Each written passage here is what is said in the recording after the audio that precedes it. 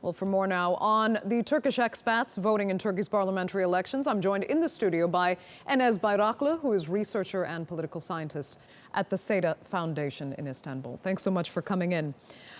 Do Turkish expats, first of all, tend to vote in the same way as domestic voters? Approximately, yes, but there are some changes, and we have seen in the last elections. For example, HDP got 13% of votes in Turkey, whereas in abroad they got 20%. So there are some changes, but not so dramatic, we can say. And HDP, AK Party got 50% votes, whereas in Turkey they got 41%. Okay. Now, I had seen some numbers the last time Turkey voted that only 411,000 expats actually cast their vote. So the turnout was surprisingly low out of the over 2 million voters that were eligible. Do you expect that to change in this election?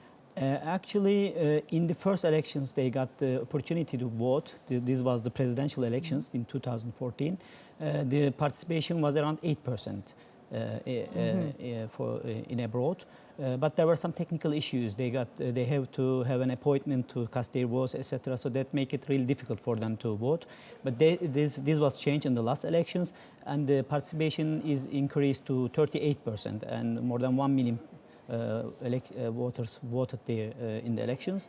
And there are around 3 million Turkish citizens. They are eligible to vote abroad. Okay. And I do expect it to increase a little bit more. Maybe it might reach to 50% threshold. threshold. Now, the big surprise, of course, in the last election was that the HDP, the Kurdish party, passed the 10% threshold to get into parliament. How does the HDP actually fare abroad?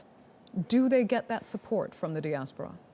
HDP got, of course, this kind of, because there is this fact that lots of Kurdish and Kurdish people have migrated to Europe, especially after the 1980s because of troubles, and they got refugee status, asylum status in Germany, and their numbers are a little bit high in Germany and in other countries. That's why the HDP got this kind of support abroad.